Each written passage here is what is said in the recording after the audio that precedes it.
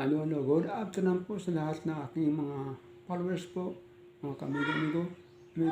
Thank you to all my dear sa walang sawang support sa aking vlog po, Jimmy Vlog po. Thank you to all my dear. Ingat po. God bless everyone po.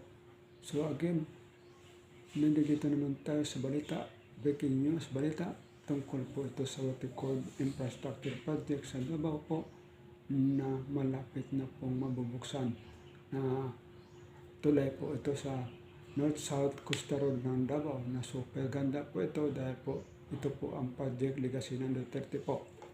Yan po ang pangarap ng dati nating Pangulong Duterte legacy na magawa ng maganda ang Davao po, lalo na sa coastal project po.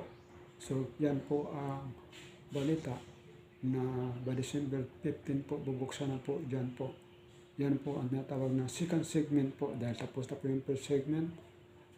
Doon sa SM po, yun po yung pinaka-may unang segment. Dito po ngayon ay sa may palusot yan po sa Ruas Avenue. Pero hindi pa malapit.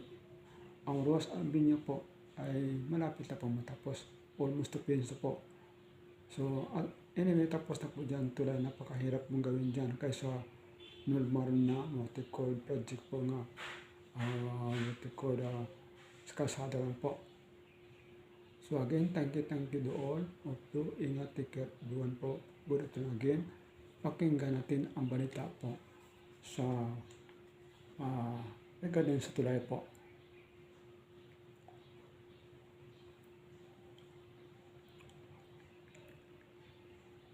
Agreed upon yan during the time of the incumbency of the former President Tatay Digong. And as you said nga, and na-confirm talaga, it's really a grant. Bigay yan.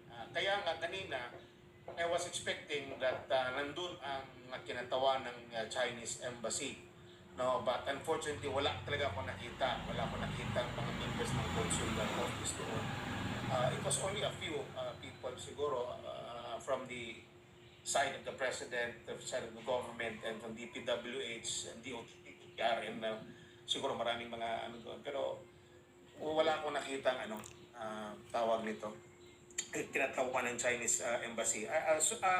Tinanong ko yung taga DPWH, ang tinanong ko kung kailan ba talaga officially magbubukas yan, ang sabi is December 15. No, December 15. Excuse me. Tapos ito ata ang magbibigay alivio ng trapiko dyan, yung dumadaan sa may Bolton Bridge at Governor Rosso Bridge sa Bangkiruan, at yung nagtadaan dun sa may Rojas Avenue, habang hindi pa ata makumpleto yung doon sa may Santa Ana well. But again, this is really welcome the development sa Tiga Davao. Opo. Kaso lang yun nga kay Tatay Digong ito. Opo.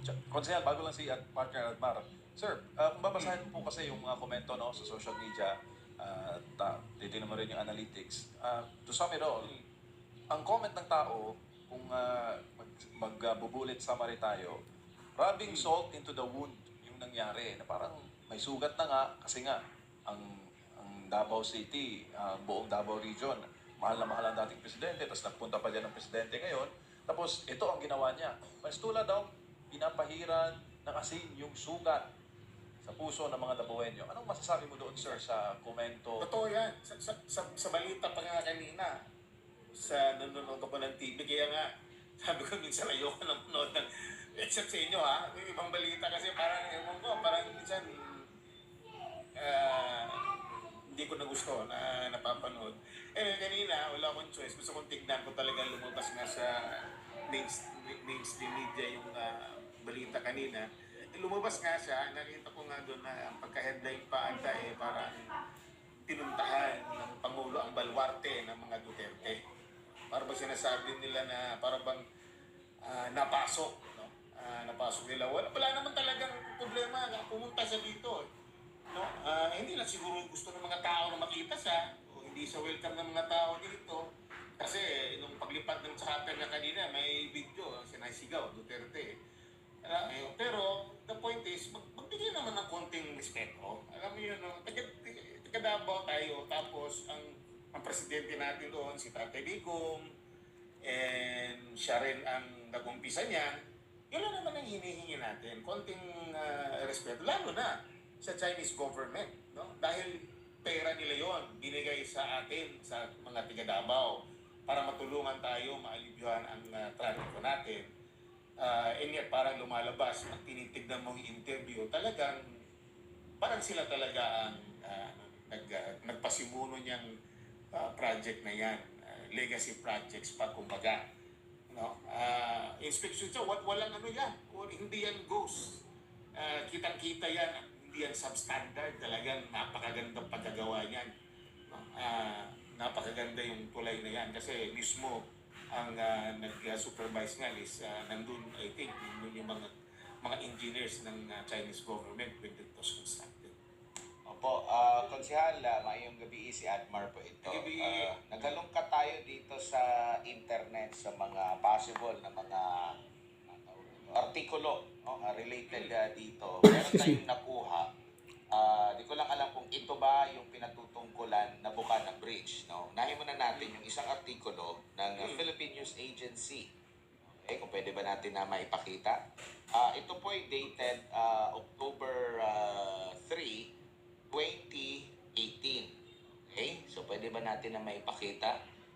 Ang title nitong artikulo na ito, Konsehal, ay Chinese to undertake 1.5 billion pesos Davao Bridge project. Ito yung sulat ni Digna Badzon. So, 2018 pa po ito.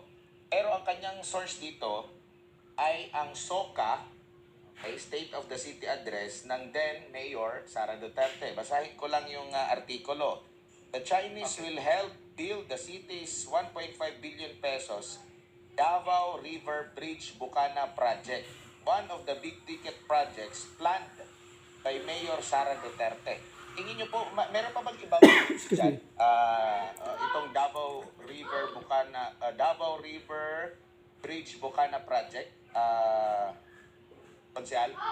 Or ito Klaro na yun? naman masyado yan. Klaro, wala na ibang Bukana Bridge dyan. Yan ang talaga yung nakasaad dyan sa artikulong yan. Yan ang pinag-uusapan natin. Wala nang ibang tulay dyan. Tapos, Iba naman yun sa Santa Ana eh. opo. Iba yan. Tapos, ito October 3, meron din tayong nakuha, exchange of letters naman ito. Ang next natin na ipakita ay itong liham naman. Masyado lang maliit, pero basahin ko lang. Ito naman ay may petsang November 20, 2018. Ang pamagat nito, ito yung nakuha ko sa judiciary.gov.ph e-library. Ang pamagat nito, exchange of letters on project of Davao River Bridge Project, Bukana. Okay? So, ang pinadalhan nito, ang nagpadala nito ay ang Chairman of China International Development Cooperation Agency, the People's Republic of China, pirmado ni Wang Xiaotao, at ito ay kanyang pinadala kay then Secretary of Public Works and Highways ng bansa or during Duterte administration, itong si Secretary ngayon ay Senador Mark Villar.